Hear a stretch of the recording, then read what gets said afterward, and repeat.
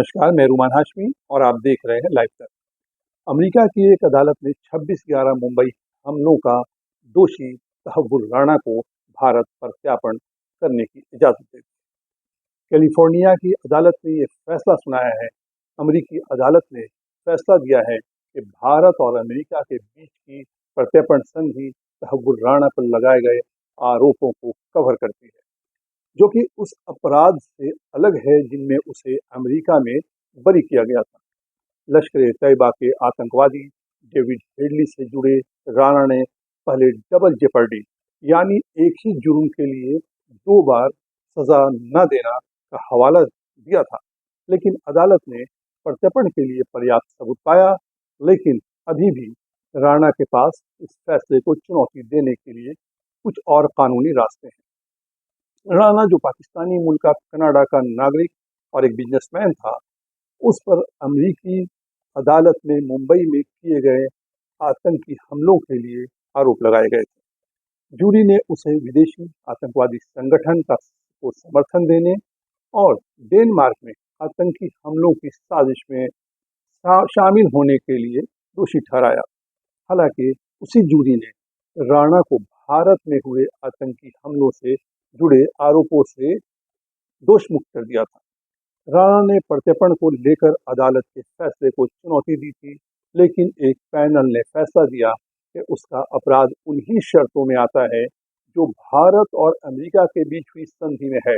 अदालत ने कहा कि भारतीय आरोप उन अपराधों से अलग हैं जिनमें राणा को अमेरिका में बरी किया गया था, इसलिए उसका प्रत्यर्पण संभव है। हालांकि राणा के पास अभी भी, जैसा कि हमने कहा, अदालत के फैसले को चुनौती देने का रास्ता खुला है। 2008 के 26/11 मुंबई के आतंकी हमलों में 166 लोग मारे गए थे, जिनमें 6 अमेरिकी नागरिक भी शामिल थे। तहव्वुर राणा ने डेविड हेडली को लॉजिस्टिक मदद मुहैया किया था, जो इस हमले का एक मुख्य सूत्रधार था। हेडली ने हमले से पहले भारत आकर उन स्थानों की रेकी की थी जिन्हें आतंकवादियों ने निशाना बनाया था।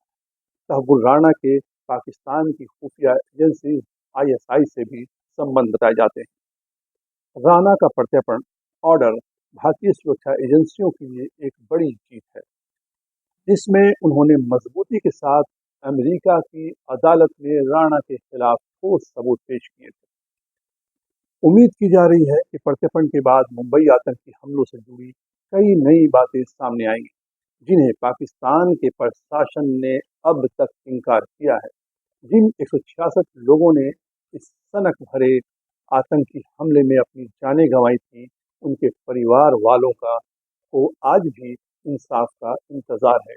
अगर तहव्वुर राणा और डेविड हेडली को भारत लाया जाता है और देश की अदालत उन्हें सजा देती है, तो पीड़ित परिवारों के साथ साथ पूरे देश को भी एक तरह का संतोष मिलेगा।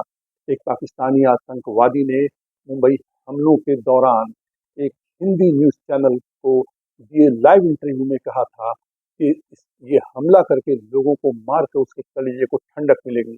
अब भारत भी उन आतंकियों के खिलाफ कदम उठाकर उनके परिवारों के दिलों के साथ ही भारतवासियों के दिलों को भी ठंडक पहुंचाएगी।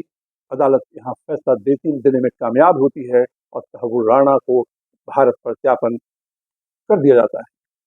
धन्यवाद, बहुत बहुत शुक्रिया।